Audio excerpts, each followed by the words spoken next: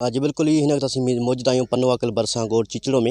हितों जा जेके आबादगार आहिनि कुछ वक्त खां तक़रीबन तबाह हाल थी विया आहिनि। हिते जेको आहे सो फुटी लाइ अछी जेकी मख आहे उहा नासूर बणिजी चुकी आहे। उन खां पोइ जेको आहे सो हितों जा जेके आबादगार आहिनि मुख़्तलिफ़ पनवाकल मां बैंकुनि मां कर्ज़ु खणी तमामु घणा तबाह हाल थी विया आहिनि।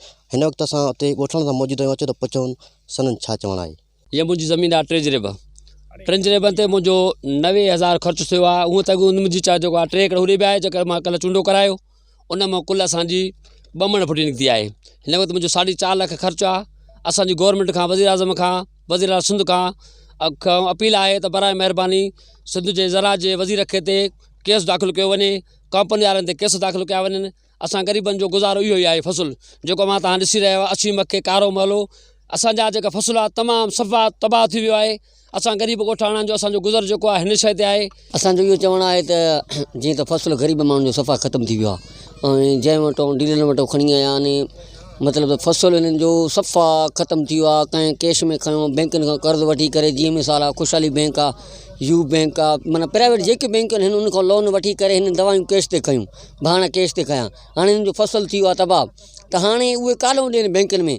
असांजो इहो इल्तिजा जंहिं ग़रीब माना बैंकुनि खां पैसा वरिता आहिनि उनखे बैंक पैसा इहे माफ़ु करे। ये वरिता पैसा बैंकुनि मां कंहिंखां 2 लख कंहिंखां 3 लख बैंक वारनि खां ख़ुशहाली आहे, वसीला आहे, फिनका आहे, यू बैंक आहे, हिन खां पैसा वठी करे असां दवायूं वरितियूंसीं। सो असांजो फ़सुलु थियो कोन्हे को। हाणे असां ग़रीब माण्हू काॾों वञूं। जेको बि कर्ज़ो बैंकुनि जो आहे माफ़ु थी वञे।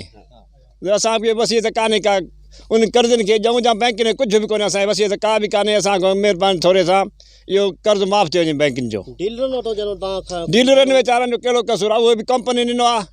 डीलरनि जो कहिड़ो कसूरु आहे? कंपनी ॾिनो आहे, कंपनीनि खे ख़तमु कयो वञे। इहो नकुल ॾिना अथऊं, डीलरनि जो कसूरु ई कोन्हे। उन वीचारनि त पैसा भरिया आहिनि। असां बि पैसा भरे बैंकुनि खां वठी पैसा भरे करे वरिता आहिनि। जी बिल्कुल ही हितां जे ॻोठाणनि जूं ॻाल्हियूं ॿुधियूं। हिन ज़मीनदारनि जो चवणु हो त असांजो जेको फ़सुलु आहे उहो नाकारा बणिजी चुको आहे। ख़ासि तौर ते जेकी अछी मख आहे उन फ़सुल ते तमामु घणो घेरो कयो आहे। उन खां पोइ हिननि ॻोठाणनि जो पिणु चवणु आहे त असां मुख़्तलिफ़ जेके पनवाकल में प्राइवेट बैंकियूं आहिनि उन खां लोन वरितो होसीं। लोन वठण खां पोइ जेको आहे सो उन्हनि बैंकुनि वारो जेको आहे सो तपाए ॾिनो आहे त हू जेको आहे मुख़्तलिफ़ जेके आबादगार आहिनि उन्हनि लोन वठी करे मुख़्तलिफ़ व्याज हवाले सां हुतां जा जेके बैंक मेन आहिनि, बैंक जा जेके मुलाज़िम आहिनि उन्हनि जेको आहे सो ॾींहुं राति पंहिंजा असांजा जेको आहे दर खड़काए परेशान हाल करे छॾियो आहे। असांजी जेकॾहिं हिते फ़सुलु थिए हा त बिल्कुलु उनखे बि ॾिनो वञे हा।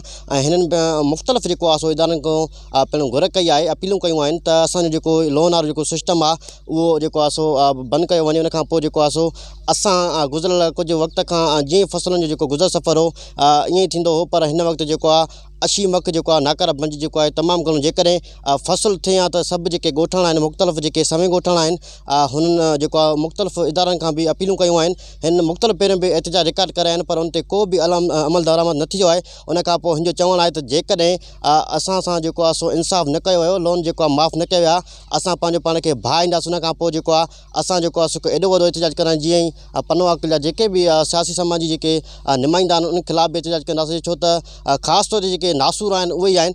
जेकॾहिं उन्हनि सां बि असां सां इंसाफ़ न कयो त असां अञा अॻिते एहतिजाज जारी वधाईंदासीं। कैमरा टीम सां गॾु माजिद मैसर, जेकब न्यूज़ पनवाकल।